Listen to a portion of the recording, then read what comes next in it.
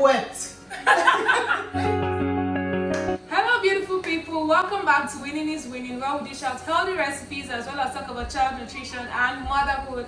I'm excited to have you guys here today, and I'm having my very good friend. Let me allow her to introduce herself. Hi everyone, my name is Ifoma Alkani and I'm a mom of 3. Yes, she's a mom of 3. I met Ifoma back then in 100 level. University of Abuja, yes, 100 level, and she was the most beautiful girl then, and every guy wanted to date her at that at that time. Yeah, so she's married with 3 kids, and I think we've known for over 10 years now. We met 2009. Oh, was it 2009? That's over 11 years now. No, 12 years now. Yeah. And it's been a beautiful friendship. We've had ups and downs. We used to fight, but not because don't mind me. So yeah, she's a mom of 3. I brought her to this channel because I'm a new mom, and I'm also learning. I'm learning from her. I'm learning from so many people. And when it comes to the journey of motherhood, you can never learn alone. Oh yes, I'm still learning as well. Yeah, it takes a village to learn. I feel like even my mom still says she's learning, because now she's a grandmom. She's learning how to be a good grandmother, and as time goes on, you keep on learning. One thing about life is that you learn every day. So I brought her here to talk to us about so many things, and she has taught me so many things which I'm trying to put into practice. So I brought her to this channel for her to talk to us on how she's able to take care of 3 kids at the same time. So welcome, madam. Welcome, madam. So yeah, you have 3 amazing kids. Yes. So how was it being a first-time mom, and how was it feeding your little one? Well, the first time it felt like I was in a daze. My first child is 8 years, by the way. So the first time, I just felt like a robot just going through the whole process. But with time, I was able to adapt into it. Yes, it's a job. You learn on the job. Every day. You learn on the job. You can never just say, oh yes, I'm now good at it. No. Because you always have ups and downs. You always have times when you feel great. You're like, yes, I'm doing it perfectly. And I'm you doing have my times when you're best. like, what am I doing? So that's how it is. So, but 3 kids, by the second child, it was a different experience. I thought by the second time, I would know everything. No. Everything from the pregnancy to the labor experience, everything was different. The third time, well, it was a bit better.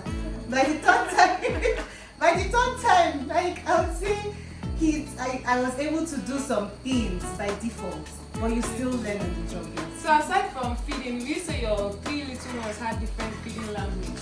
Oh yes. Okay, so how was it coping with their different feeding language? Well, my first child was a bit picky at first. Your first? Yes. Okay. But then he became the food basket of the house. The second child was a picky eater. Okay, you said the first was a picky at first. Was picky at first, and then he became really good at eating. Then your third? Oh, my third is just this. He eats. Okay, so now I want to ask you something aside from feeding language. Now I want to talk to you about your birth experience. So how was the birth experience with the 3? Was it simple? Was it easy? Because how was your birth experience?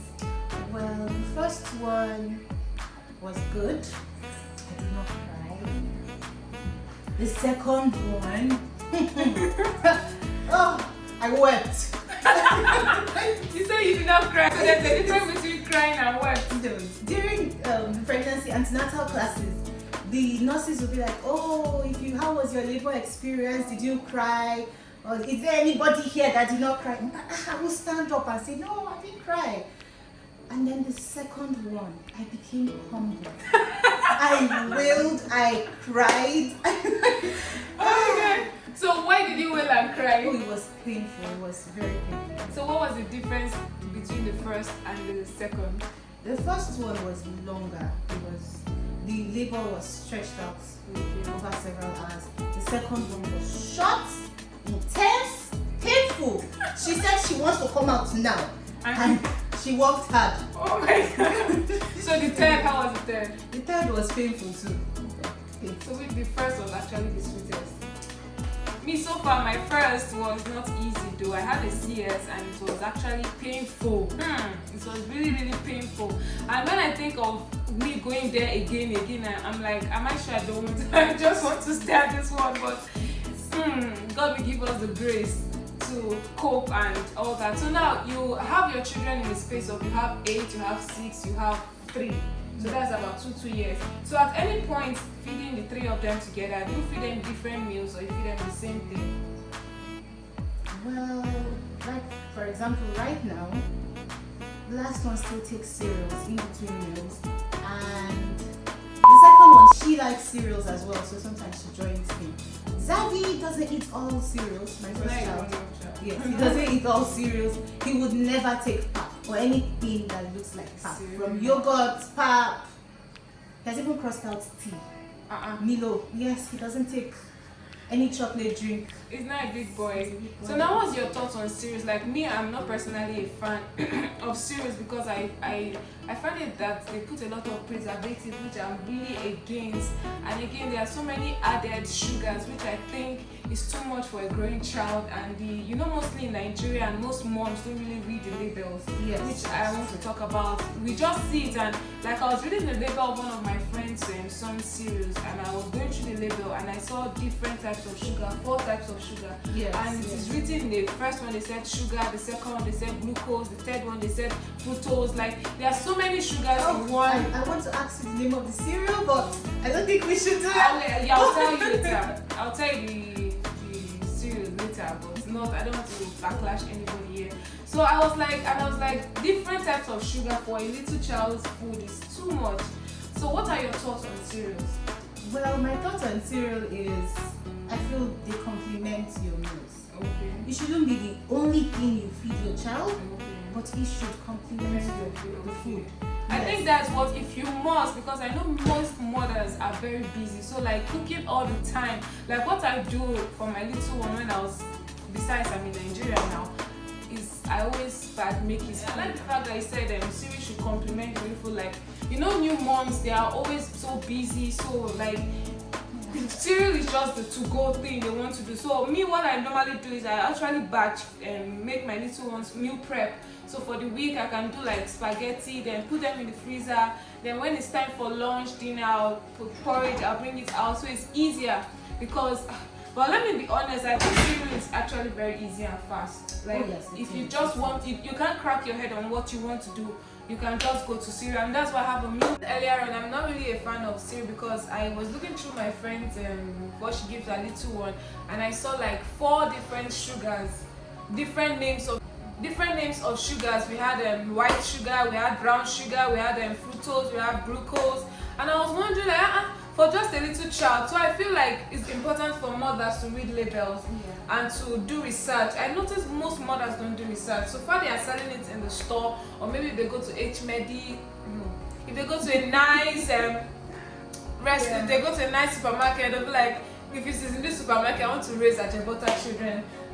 I want my child to be like, oh, this foreign child, but you're not reading your label. I feel you should read your labels. I know there are good cereals out there, don't get me wrong, if you want to do that, but please be cautious of reading your labels, knowing what exactly you are giving to your little one. It is very important, and it's very important for you to read the first 2 or 3 ingredients. Those are the ones that have the majority ingredients. So my friend has said a lot today, and I don't want to stress her too much. So when it comes to eating of fruits and vegetables, do the 3 of them like fruits and veggies? Oh, well, the first one, no.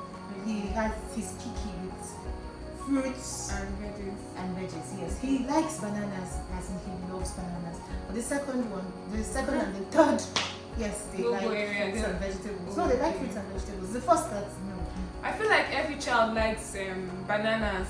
Well, my second and my third, they don't like bananas. To be honest, I don't really know what exactly my little one, the fruit he likes, because me, I force him to eat everything, like everything. So that why I do that is based on the fact that when he grows up, he will know every taste. He will have tasted everything, so he won't be able to be like picky on some things, because fruits and veggies, different fruits and veggies, they have the unique ingredient, they have their unique nutritional value requirement that every child needs. So so I hope you enjoyed this little short video of ours. It's just like a little chit chat. We hope to do more, and thank you so much for stopping by. It really means a whole lot to us, and please don't forget to hit that subscribe button so you'll never miss a video, and put on your notification bell, and once again, like and subscribe and share to other Please like, please subscribe, please share.